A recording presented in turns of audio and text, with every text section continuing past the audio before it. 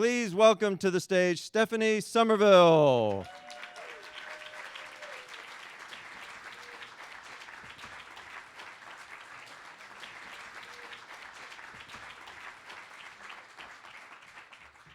Okay, so I gotta say, hands down, my 20s were the worst years of my life. I spent most of my adult life trying to escape southern Indiana, which is where I'm from. And the thing you have to know about where I'm from is southern Indiana is highly prejudiced, highly racist, and terribly boring. So one of the things I was looking forward to was going to college. So I picked back then we called them Negro colleges. It was part of the Negro College Consortium. I picked a black school down in Atlanta, Georgia to go down to so I could be with like my people.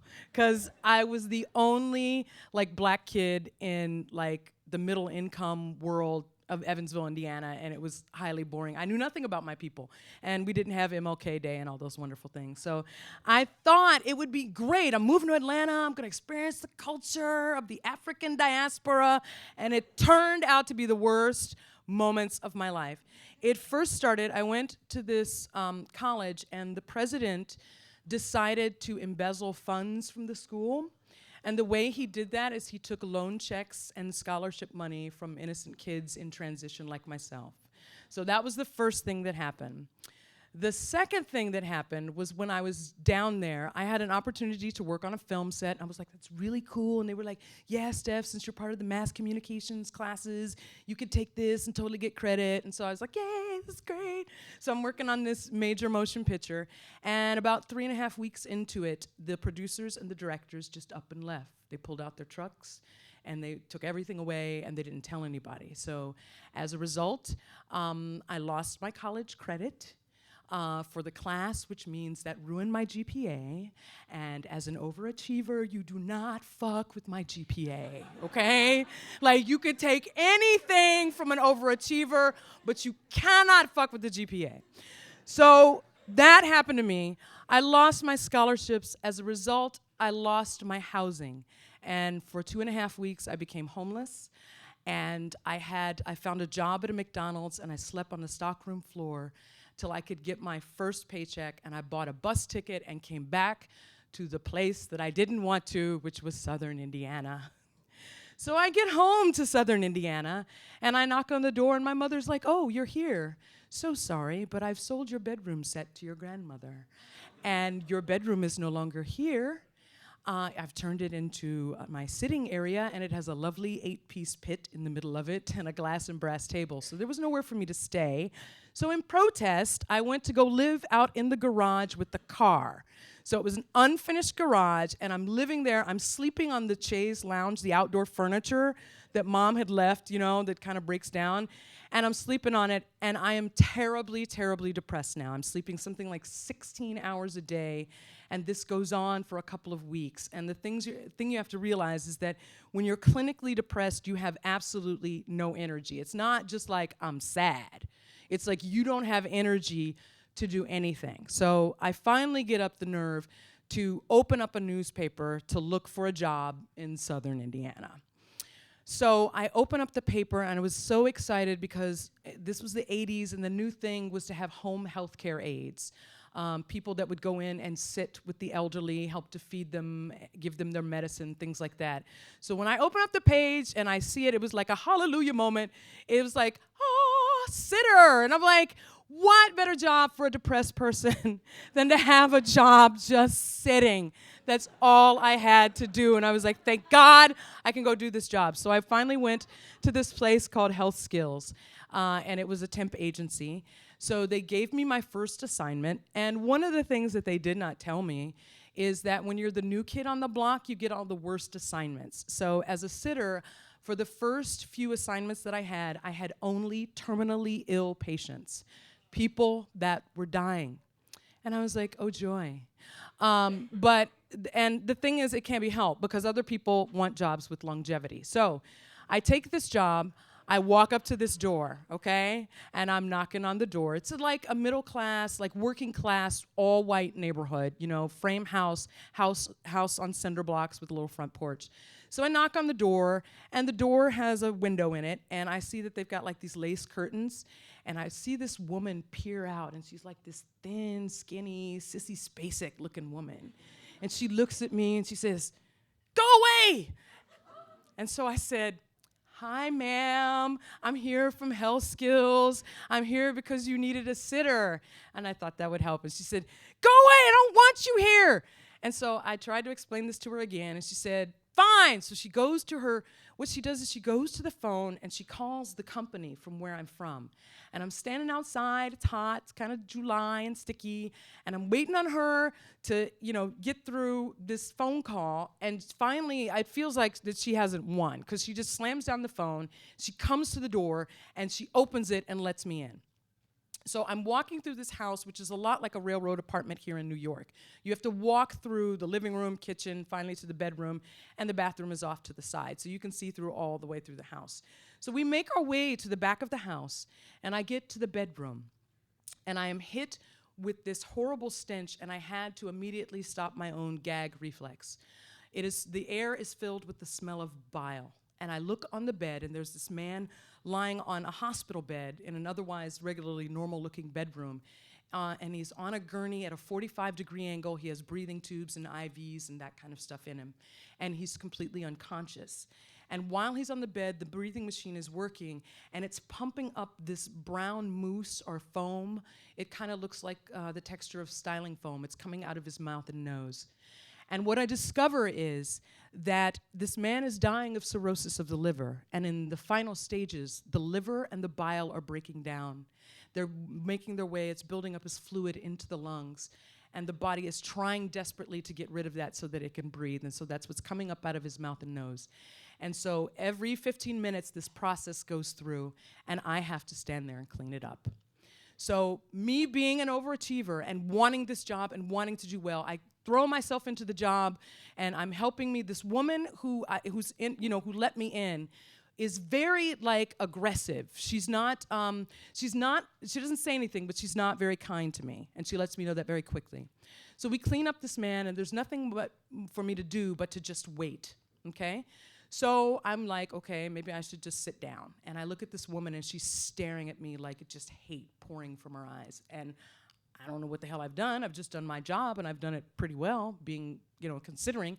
So I tell her, I look at her, and I say, "Look, I can get this. I'm fine now."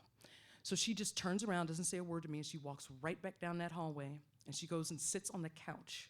And even though she's sitting across from the TV, she's sitting profile because she can see down the hallway, and she's staring like this. Here's the TV, and there's me down there, and she's staring. She's got her eye on me. So I was like, okay, fine. So I'm going to try to take this all in. I'm going to sit down, and I'm looking at the room, and it's filled with this nice shaker furniture, and it's got a floor-to-ceiling Confederate flag behind the man's bed, and I'm just totally looking around. And the thing that I have to tell you is that when you are depressed, it takes a little while for the gears to kick in, and that's what's happening to me at this moment. So I'm taking in the furniture. There's a lovely armoire, and I'm so Martha Stewart. I'm into decorating and everything. So I'm actually kind of impressed because it's very sparse, very thin, but very nice, old, antiquated furniture. And they have a little coat tree. And I see on the coat tree, I notice there is this beautiful robe, kind of like a church robe, except it's white, and it has a round circle with a white cross on it and a hood.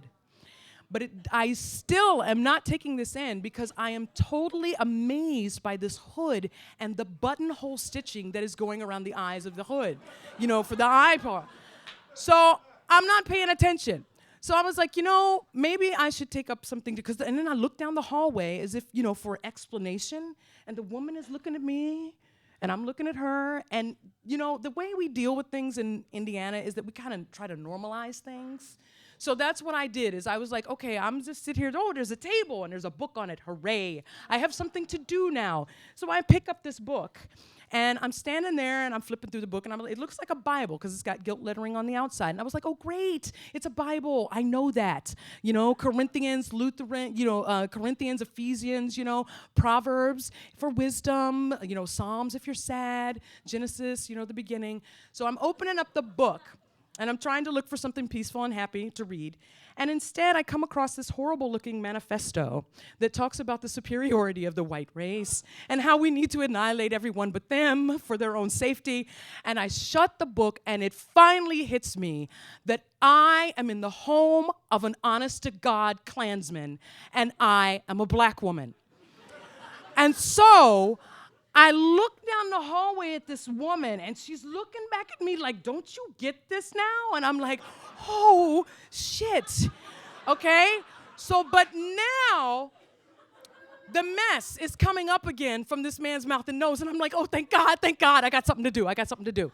So I'm going to clean up this mess, and the stench is awful, and I'm looking at this man, and I'm like, I'm so glad he's not sentient, because this is horrible irony. I am helping to clean him up, and he's a white man. He probably hates me, and I don't hate him personally, but my people hate him, and there's all this kind of like anxiety and feeling, and I'm like, dude, we cannot do this right now, because I need a job, okay?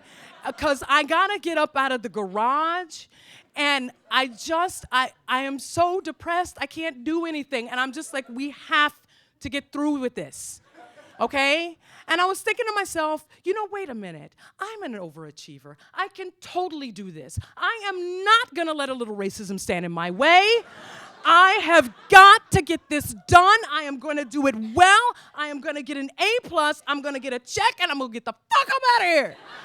Okay?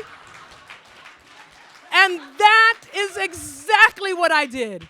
I did that every 15 minutes for 4 hours that day.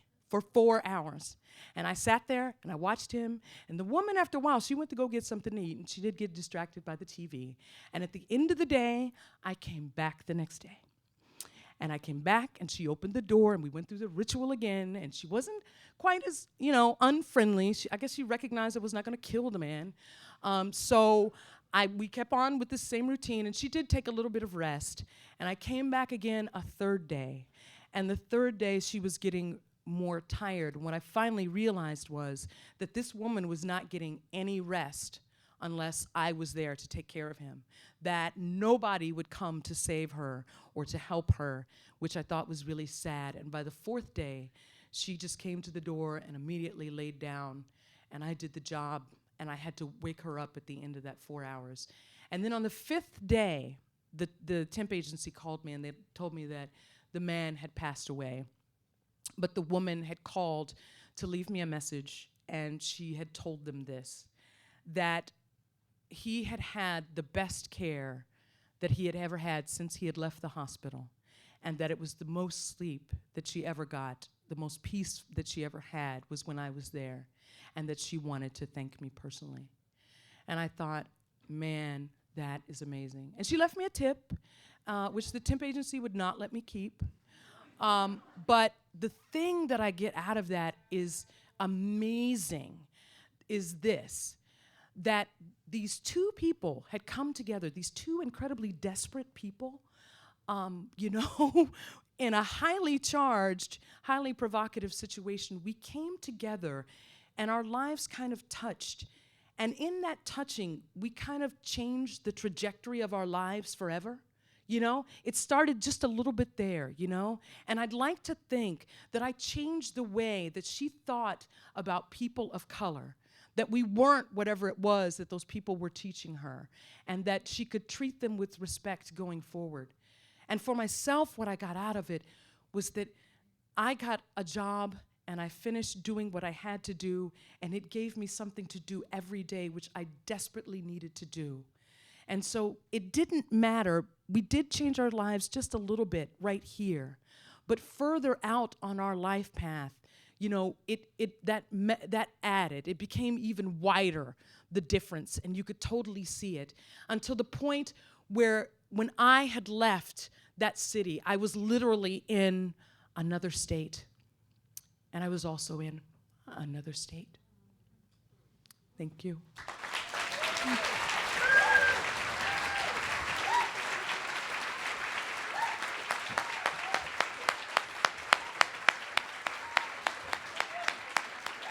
Stephanie Summerville.